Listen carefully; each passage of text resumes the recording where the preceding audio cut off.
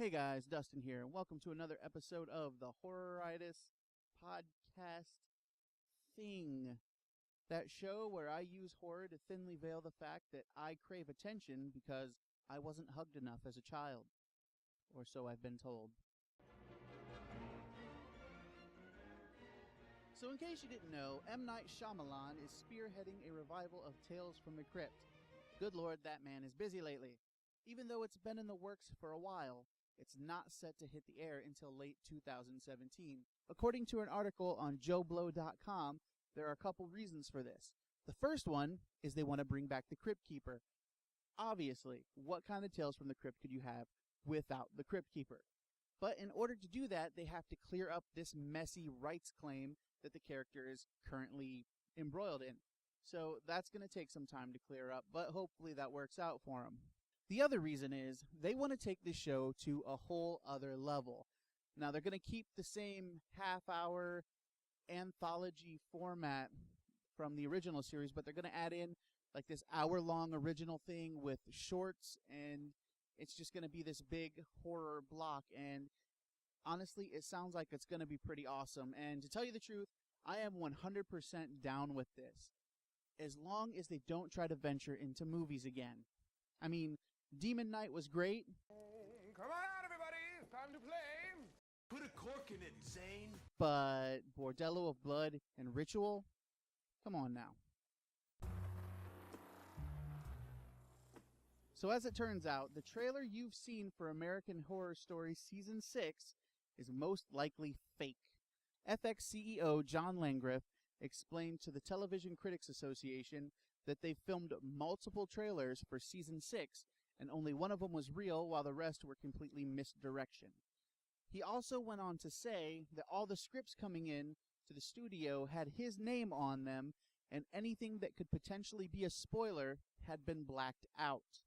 Now, of course, after last week's show where we talked about those leaked photos, it leads me to wonder if those were actually for real leaked photos or just another form of misdirection. Let me know what you think in the comments. Were those really leaked, or was it just another form of misdirection, and we're all going to be super surprised when American Horror Story comes back later this year? Hey, you want to know what's really pissing people off right now? It turns out they're remaking The Crow. And while this news isn't exactly new, Alex Proyas, who directed the original, has come out against it. In an interview, he said, "There was only one Brandon Lee. Every time they try to remake The Crow, I'm saddened they have so little respect for Brandon and his legacy. Can't they once leave something alone? We finished the movie to honor his memory because his family wanted it to be finished. It is and will always and forever be his movie, not my movie, not anyone's, Brandon's. That is as it should be." As of right now, Jason Momoa is slated to star in this remake, and we're not sure if he's going to be playing Eric Draven, the original character that Brandon Lee played, or if he's going to be an original character just in the same universe like they did in all the sequels to The Crow. If anything, I hope that's the direction they take it, because I have to agree with Alex Proyas that the original Crow, that storyline, that movie, that is 100% Brandon Lee, and I don't think anybody could ever do it better or ever do it justice, and I think trampling on that or revisiting it even would almost be an insult to his memory and do a disservice to the fans in general. However, I am generally against remakes altogether, so I could be biased here.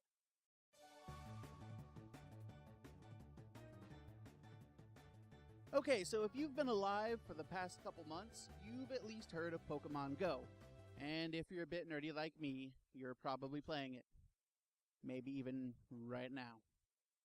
Which I swear I'm totally not. But I could be. Maybe. But it's not for everyone, and that's okay.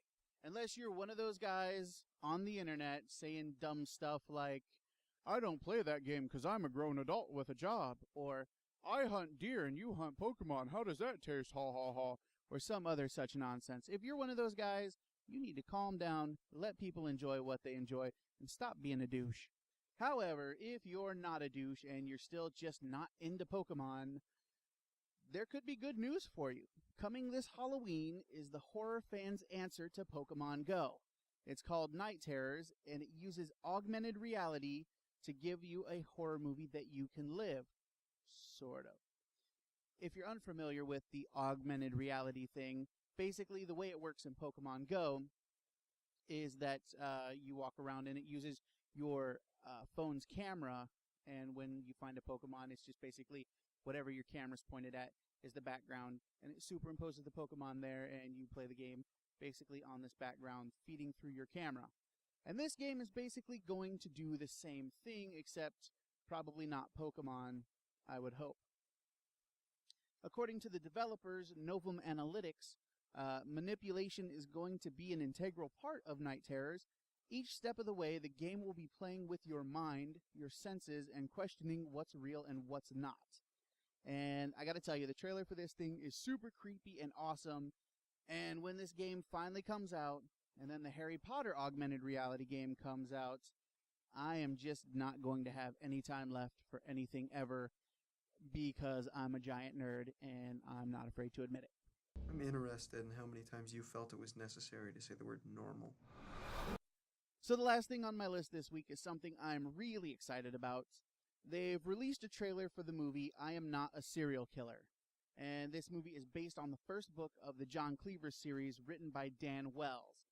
It focuses on a teenager who has all the makings of a serial killer, but he follows this strict set of rules that he set for himself to help him stay normal. But when a serial killer, like a real serial killer, shows up in his town, he kind of throws those rules aside, thinking that, well, it takes one to catch one.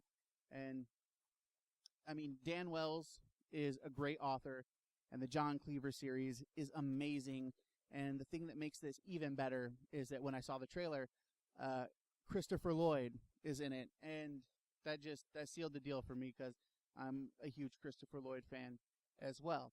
And having read the series, I know what part Christopher Lloyd plays, and that's very exciting to me as well. I cannot wait to see it, and I want to tell you that if you haven't read the book and you don't know what it's about, really, the way it starts is not the way it finishes, and it's actually very cool and a very good twist, and I was very, very pleased with the book series, and I hope that the movie does it justice, and I cannot wait to see it.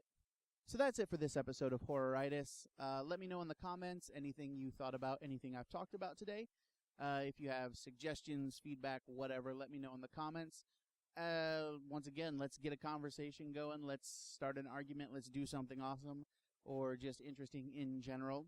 Also, come back Wednesday. I'm going to try to have something together like an actual movie review. It just won't have my ugly mug on it like all the other ones do, but hopefully we can get things situated soon enough and get my dirty face back on the camera for you. So, as always, I'm Dustin, this was Horroritis, and until next time, keep it creepy, friends.